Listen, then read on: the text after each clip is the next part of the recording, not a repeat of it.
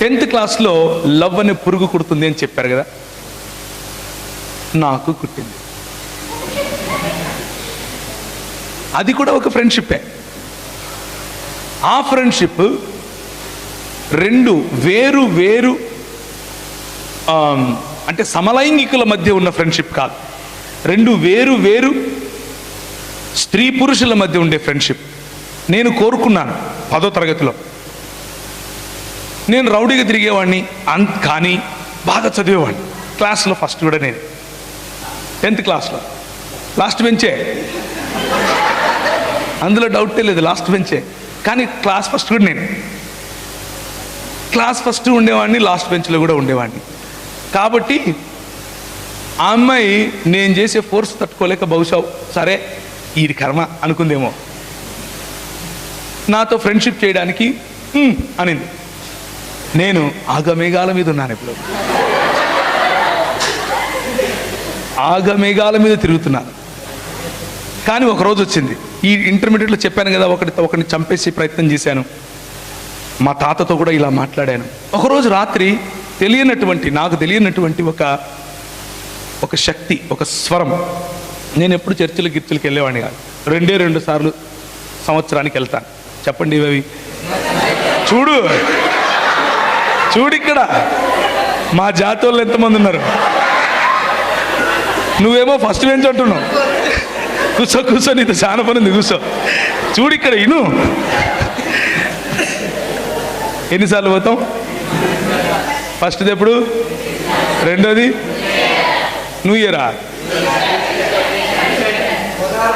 చూడు good Friday. ఎందుకు వెళ్తాం గుడ్ ఫ్రైడేకి? రస్నా ఇస్తారు. ఇస్తారా? ఇరా రస్నా తాగడం కోసం వెళ్ళిపోతాం, అవునా కదా? సో రస్నా కోసం వెళ్ళేవాడిని. ఈ రెండే తెలుసు నాకు, అంతకు మించి ఏం తెలీదు. క్రిస్మస్కు మా ఊర్లో కేకులు కూడా ఇచ్చేటోళ్ళు కాదు. కొత్త బట్టలు వేసుకుంటే అందరూ చూపించాలి అంతే. కేకుల్లో ఏం లేవు.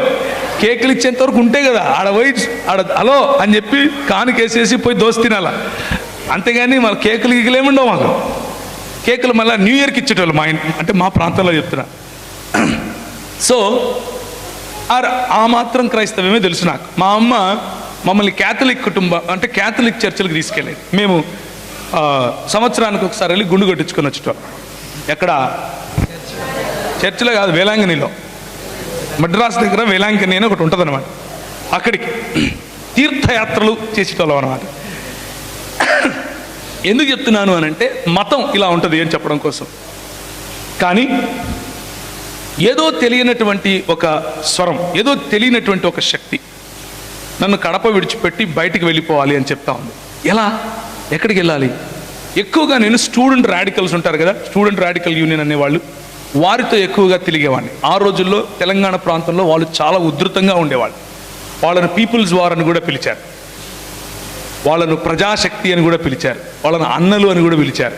చాలా చాలా పేర్లు, PDSU ఇట్లాంటివి చాలా చాలా పేర్లతో వాళ్ళకు గుర్తింపు. మా ప్రాంతంలో స్టూడెంట్ రాడికల్ యూనియన్ అని ఉండేది. వాళ్ళతో నేను ఎక్కువగా తిరిగేవాడిని. సో తిరుపతికి వెళ్తే నాకు అక్కడ ఫ్రెండ్స్ ఎక్కువ. ఆ రోజుల్లో అక్కడికి వెళ్దాం అనుకున్నాను. మా అమ్మకి ఏం చెప్పలేదు. చిన్న ఒక బ్యాగ్ తీసుకుని అందులో కొన్ని బట్టలు పెట్టుకుని నేను వెళ్తున్నానమ్మా అని చెప్పాను. మా అమ్మ ఎందుకు రా అంది.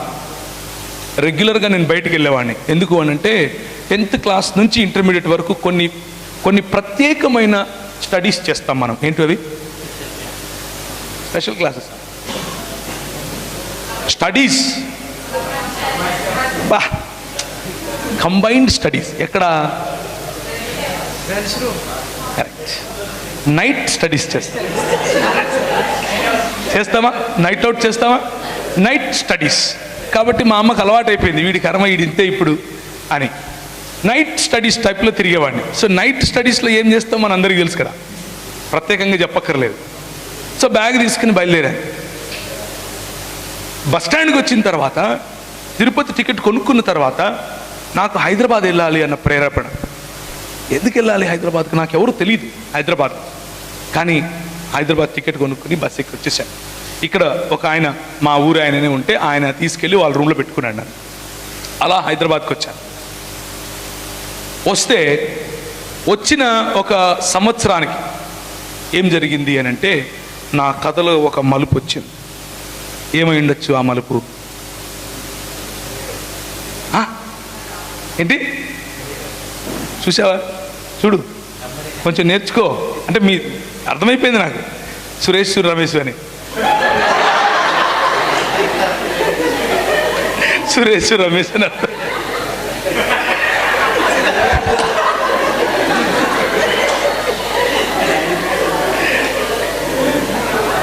సరే, సో అన్న చెప్పినట్లు ఆ రోజుల్లో, అంటే నేను చదువుకునే టైంలో, నేను డిగ్రీ చదువుకునే టైంలో ఒక పాట రిలీజ్ అయింది.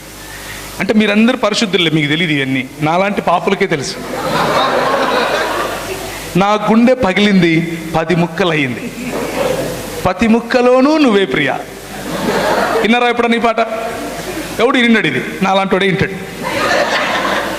ఆ పాట పాడుకుంటూ సీతాఫల్ మండిలో రైల్వే ట్రాక్ మీద కూర్చున్నాను, చేతిలో బాటిల్ పట్టుకుని. పక్కన 2 ఫ్రెండ్స్ ఉన్నారు.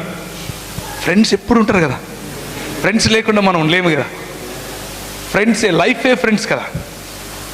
నేను చచ్చిపోతారా మావా అంటున్నా, వాళ్ళు పట్టుకుంటారు నాకు తెలుసు. 3 రైళ్ళు పోయినాయి, కానీ నేను మళ్ళా దాని కింద. కానీ డైలాగ్ మాత్రం వదల, నేను చచ్చిపోతా, నేను రైలు కింద పడతా. ఎందుకు అని అంటే నేను నా స్నేహితురాలు, లేకపోతే నేను ప్రేమించిన అమ్మాయికి పెండ్లి అయిపోతాను. నా గుండె పగిలింది, 10 ముక్కలు అయ్యింది, 10 ముక్కలో నువ్వే ప్రియా. ఫ్రెండ్షిప్ ఎన్ని రకాలుగా మన జీవితంతో ఆడుకుంటుందో చూడండి. ఫ్రెండ్షిప్ ఆమె ఇంకా టన్నులకు టన్నులు ఫెయిర్ అండ్ లవ్లీ కొంటది, టన్నులకు టన్నులు కొంటది. లేనిపోని ఫెయిర్ అండ్ లవ్లీలు, లేనిపోని క్రీములన్నీ కొంటది. ఎందుకు అని అంటే వాళ్ళ నాయననో, వాళ్ళ అమ్మనో, వాళ్ళ ఫ్రెండో ఎవరో నీ రంగు బాగలేదు అన్నారబ్బా. ఇట్లా మనము దేవుని స్వరూపంలో ఉన్నాము అని తెలిసినా కానీ కొందరు అబద్ధ ప్రవక్తలు మన సొంత వాళ్ళే, వాళ్ళు నాటిన చేదు విత్తనాలు మన హృదయంలో ఫలిస్తూ ఉంటాయి. మన ఎత్తు బాగలేదని, మన రంగు బాగలేదని, బట్టనెత్తోడా, సొట్ట పండ్లోడా, పొట్టేసుకున్నోడా, దుబ్బోడా, అవునా, కొబ్బరి బొండు, ఒరే కొంగ, నేను కొంగనంట. మనోళ్ళే, ఫ్రెండ్సే కదా, ఆల్ అవర్ ఫ్రెండ్స్. వాళ్ళు పెట్టి చిన్న చిన్న పేర్లు, ఆల్ ఇన్ ఫన్గా మాట్లాడుకునే మాటలే, కానీ అవి మన హృదయంలో చాలా బలంగా నాటుకొని పోతాయి. బలంగా నాటుకొని పోయి మనల్ని వెంటనే విడిచిపెట్టాం. అట్లే మా మ్యాథ్స్ టీచర్ కూడా 7వ తరగతిలో వెంటనే, నేను జవహర్ నవోదయ విద్యాలయంలో చదువుకున్నాను. నేనేమో పక్కా చెట్టు కింద కూర్చుని తెలుగు మీడియం. జవహర్ నవోదయ విద్యాలయకి పోతే వాళ్ళు లేనిపోని భాషలన్నీ చెప్తున్నారు, నాకు ఎట్లా వస్తుంది? రాదు. మ్యాథమెటిక్స్లో ఇంక నాకు అర్థమయ్యేది కాదు, పోయి ఇట్లా చేయి పెట్టేటోను అంతే. ఏమన్నా చేసుకో. ఎప్పుడన్నా